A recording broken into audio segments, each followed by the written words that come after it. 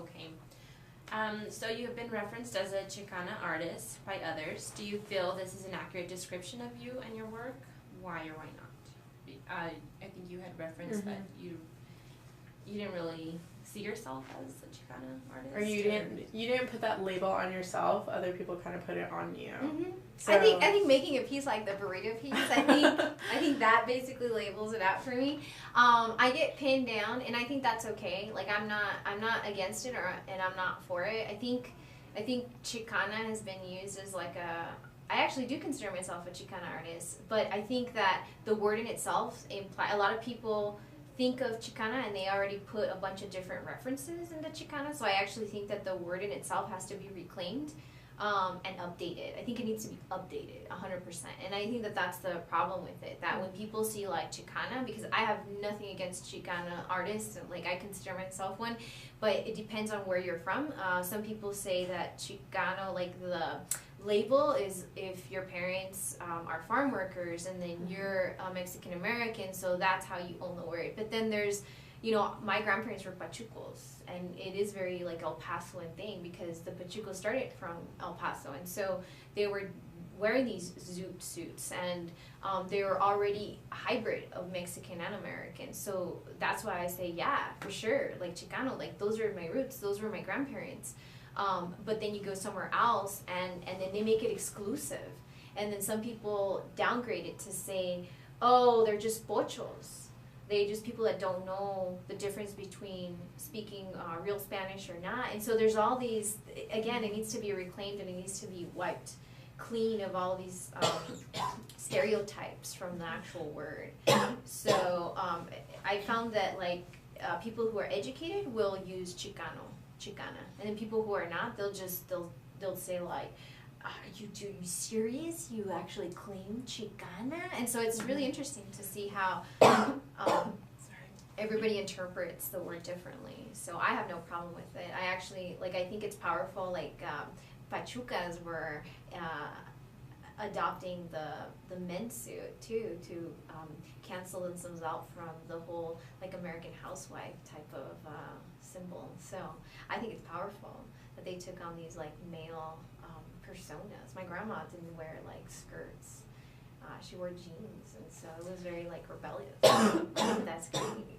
Do you think it's ever worked against you, like outside of this geographical area? I'm not really sure. I mean, the last thing I heard is that like in New York, there's a lot of embracing of Chicano art, and so it's always gonna be this thing where it's a good and a bad thing to be pinned. That's the point, because then if it's pinned down, then people can say, oh well, it's like fashion. Now what's in is skinny jeans and bell bottoms are out. And so once an artist gets pinned down and they say, oh, well, she's a Chicana artist. Well, she's not in right now. She's not in season. So it's very important to always keep moving and keep basically remaking yourself, remaking your work, and really moving forward. Yeah. We already talked about the heels. Yeah. Is there anything to add, like in regards to other works, or is it, I don't know, is it similar to what? Yeah, I think like I used them repetitively because I really wanted to make it a focus of combining the divine and the pedestral.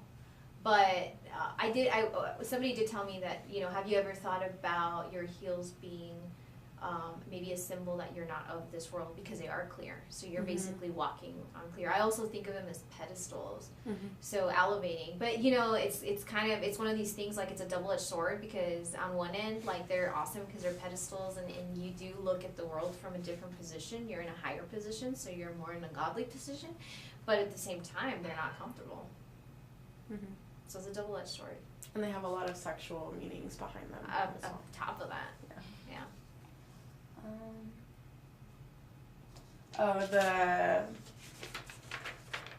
The cultural issues, the whole 2 videos where you don't discuss cultural issues, but you talk about women's issues. I guess the main idea, would you define your work, you or your work as feminist? Because a lot of your videos do tackle a lot of women's issues, and what people would think were feminist issues. Mm-hmm. Yeah, definitely. I consider myself a feminist in the way in which the most progressive type of feminist there is, which is they call it, I guess it's like the third wave, but one of my art historian colleagues said that we're on like the fifth wave. So I consider whatever wave we're in, that's the one I'm in. And I consider it like the most updated because it doesn't, I'm not trying to denigrate anybody. Like, Hannah Wilke, for example, was doing a lot of performances where she would get naked, and then a lot of the second wave feminists were very angry with her and saying, you're not a real feminist because you're getting naked, and that degrades us. And so I feel that I'm in this different wave in which I'm not choosing one side or the other. I'm not saying, oh, well, if somebody gets naked, then they're not a feminist. I'm saying let's embrace all the different things that feminism has brought in, which is just to be kinder to one another and to really see men and women equally and in a more like humanistic perspective where people are actually equal, not downgraded to say like you belong in the kitchen, you belong in the workforce, because some men really like the kitchen. My husband really loves the kitchen, and so I consider him a feminist. Some of my male professors would often tell me I'm a feminist too. So I believe that. I don't believe in like not showing sexuality on camera because that's part of who we are. We're these animals, and so that's where I stand with the feminist position. So would you categorize another category? But would you put your work as feminist art, or are you a feminist who just creates art? Because I know a lot of artists, some people will say, oh, your work is feminist, and they're like, absolutely not. Absolutely not. Even though their work does tackle the same types of, or they're speaking out against the same types of things. And then some artists are feminists, but they don't want to create feminist art, or they don't want to be put in that box. I think the only reason why anybody doesn't want to be put in that box is, again, because they don't want to be pinned down and degraded in a way. Because once you are put in a box, it's kind of like filming somebody. You pin them down.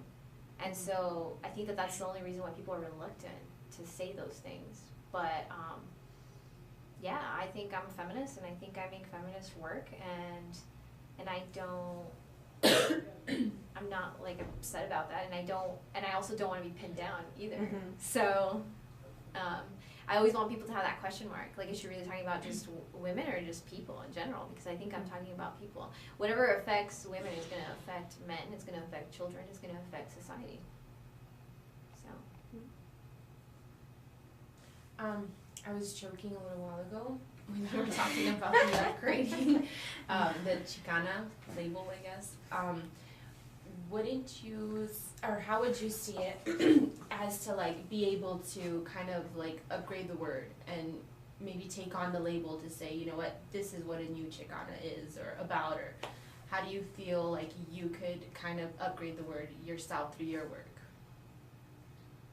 How can I upgrade the word? I think that like you don't think by taking on that label, like, yeah, I am a Chicana artist, and this is my work, and this is what it means to like kind of upgrade it, and but see, that's the problem. By saying like that this is what it really means to be a Chicana, I think that that's what's problematic, because then you say, well, it's better than being Hispanic, or it's better than being, and so that's the problem with it. The problem is that nothing is better than the other thing. It's just that we place these things and say that this is important, this is not. So I rather say embrace everything and say, it's whatever you want, you think that I am, because I refuse to take a position in which I am either going to elevate or denigrate the word. I don't think that those words should be denigrated or elevate it, because by elevating, then you denigrate something else. And so it's very important to understand the politics between semiotics. Words are weapons. And so I don't want to take that position and to say, I'm the new superhero, I'm the new Chicana superhero. Everybody join me into the Chicana world, because I am what it means to be an authentic Chicana. I don't really think that, you know, authenticity is something, I think it's dangerous. I think authenticity is dangerous because of that, because then it creates this idea of like group thinking, and I don't like group thinking. I like independent thinking. I like critical thinking. I want people to critically think about what's actually presented to them. I think that goes back to the whole feminist thing too. Like that's the same thing, you know, with the Chicana, the feminist. Are you feminist? And you're making feminist work? Yeah. And it's like, well, I mean, yeah, but no. Yeah. It's a very tricky. I think we're done. I think that's the last one. Okay. But I know, like, I've had this, or I've been in the vicinity of Becky Hendrick talking about her work. And she's one of the ones. She's very hesitant to say no. She's one of the ones that's like, no, I don't create feminist art, or I'm not a feminist. But a lot of her work does deal with those things, or from the woman's perspective. I think, and that's the problem. Like, Yeah. I am a woman. I've lived my life as a woman.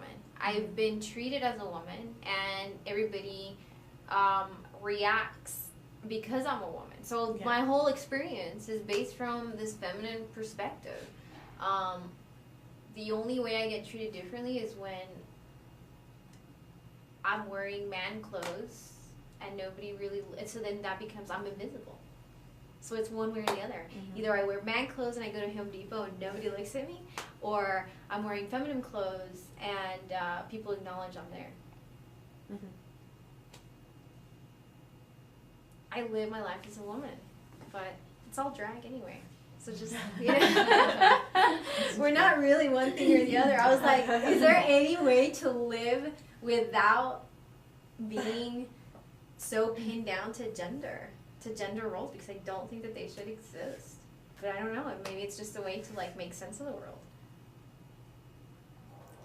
Yeah, I think that's it. Like, just this human need to categorize, or to put things in categories. You have to put it in a pocket so that you can retreat.